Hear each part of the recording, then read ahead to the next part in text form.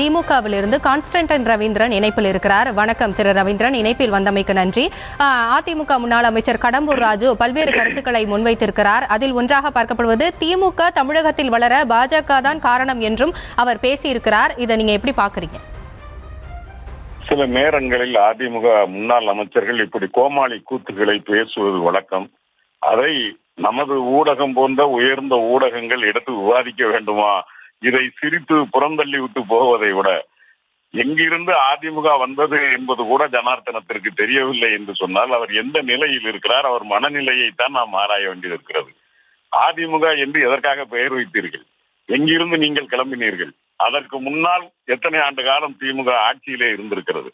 அப்படியானால் திமுகவை வளர்ப்பதற்கு நீங்கள் யார்? அல்லது உங்களோடு இன்றைக்கு சேர்த்து கொண்டிருக்கிறீர்களே, நீங்கள் புதிதாக கண்டுபிடித்திருக்கிற ஜோடி, இவர்களை வைத்தா திராவிட முன்னேற்ற கழகம் வளர வேண்டிய இடத்தில் இருந்தது. 1989 அன்றைக்கு விபி சிங் அவர்களே எங்களை முதல் அமைச்சராக்கி பார்த்தார், அண்ணன் முரசொலி மாறனை. எனவே எங்களுக்கு இது ஒன்றும் புதிதில்லை.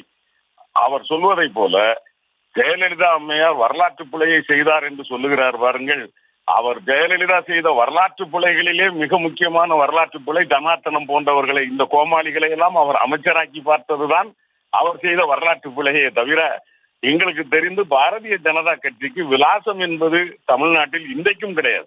அவர்கள் பேசிக் கொண்டிருக்கலாம், நாங்கள் தான் ஒன்றியத்திலே ஆளும் கட்சி என்கிற காரணத்தினால் இன்றைக்கு ஊடக வெளிச்சங்கள் அவர்களுக்கு கிடைக்கலாமே ஒழிய தமிழ்நாட்டு மக்களின் மனதில் அவர்களுக்கு என்றைக்கும் இடமில்லை.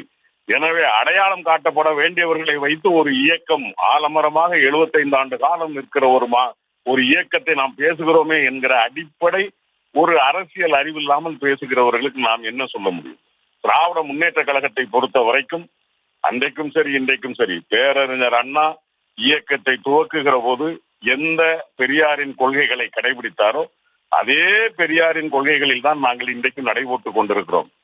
பாஜக தான் அவர்களினுடைய கொள்கைகளை விட்டுவிட்டு திராவிட இயக்க கொள்கைகளுக்கு சமமாக தங்களை தாழ்த்தி கொண்டார்களே தவிர, எங்களோடு இணைந்து கொண்டார்களே தவிர, பாஜகவின் கொள்கையை ஒருபோதும் திமுக ஏற்றுக்கொண்டதில்லை. எனவே சகோதரர் கடம்பூர் ஜனார்த்தனம் போன்றவர்கள் இன்றைக்கு உட்கார்ந்திருக்கிற சபாவுக்கு தகுந்த மாதிரி இப்படி வாத்தியங்கள் வாசிப்பார்கள். இது போன்ற ஈன ராகங்களை தமிழ்நாட்டு மக்கள் புறந்தள்ளுவதை போலவே திராவிட முன்னேற்ற கழகமும் புறந்தள்ள தயாராக இருக்கிறது.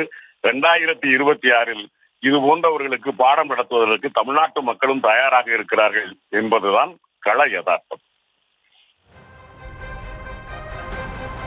இணைப்பில் தங்களுடைய கருத்துக்களை பகிர்ந்து கொண்டமைக்கு நன்றி திரு ரவீந்திரன்.